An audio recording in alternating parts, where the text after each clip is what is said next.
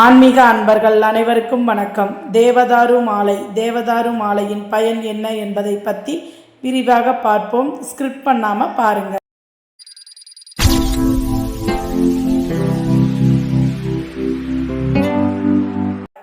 குருவே சரணம், குருவின் திருவடியே சரணம். எவரை மறவேனும் குருவை மறவேன், எவரானை மறவேனும் குருவானை மறவேன்.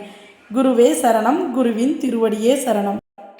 தேவதாரு மாலை உபயோகிப்பதால் செல்வ வளம் பெருகும், நீங்கள் நினைத்ததெல்லாம் நடக்கும், தெய்வீக சக்தியை அடையலாம் என்று பல வழியில் பல பேர் சொல்லி நீங்கள் கேட்டிருக்கலாம். ஆனால் உண்மையாக தேவதாரு மாலையின் பயன் என்ன என்பதை பற்றி நாம் பார்ப்போம். உண்மையே சொல்லப்போனால் எந்த ஒரு சித்தர்களோ ஞானிகளோ யோகிகளோ தேவதாரு மாலை கருங்காலி மாலையை உபயோகித்தது கிடையாது. தேவதாரு கட்டையை எதற்காக உபயோகப்படுத்தினாங்கன்னா, முன்னர் இருந்த காலத்துலலாம் ஊதுபத்தி போன்ற வாசனை திரவியங்கள் கிடையாது. இந்த தேவதாரு கட்டையை விளக்கில் எரிய விட்டோம்னா அது கரியான பிறகு ஒரு புகை வரும். அதில் ஒரு எண்ணெய் சுரக்கும். அந்த மரத்தில் இயற்கையாகவே ஒரு எண்ணெய் சுரக்கும். அதிலிருந்து வர புகை நறுமணம் மிக்கதாக இருக்கும். நம்ம எப்படி இப்போ ஊதுபத்தியை பயன்படுத்துகிறோமோ பூஜைக்கு, அதுபோல் தேவதாரு கட்டையை நம்ம சித்த பெருமக்கள் உபயோகித்தாங்க. இதுதான் முழுக்க முழுக்க உண்மை.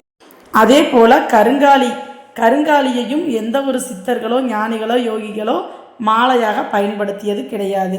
அதை ஒரு மருத்துவ குணமுள்ள பொருளாக தான் பயன்படுத்தினாங்க.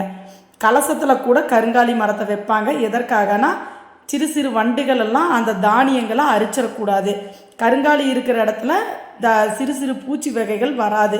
அதற்காகத்தான் கருங்காலி கட்டையை கலசத்தில் வச்சாங்க. அதே போல் கருங்காலி கட்டையை தண்ணீரில் ஊற விட்டு அந்த தண்ணீரால் நம்ம குளித்தோம்னா நமக்கு தோல் நோய்கள் வராது. தோல் சம்பந்தமான நோய்கள் குணமாக அதிக அளவில் வாய்ப்பு இருக்குது. அதற்காகத்தான் கருங்காலி கட்டையை சித்த பெருமக்கள் உபயோகப்படுத்தினார்கள்.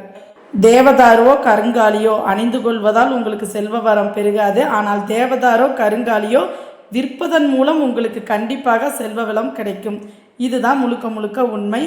நன்றி, வணக்கம். கோவை மாவட்டம் முத்துலட்சுமி, காளி உபாசகர். இந்த பதிவு உங்களுக்கு பயனுள்ளதாக இருந்தால் சப்ஸ்கிரைப் பண்ணுங்கள், லைக் பண்ணுங்கள். முடிஞ்ச வரைக்கும் இதை உங்கள் நண்பர்களுக்கு ஷேர் பண்ணுங்கள்.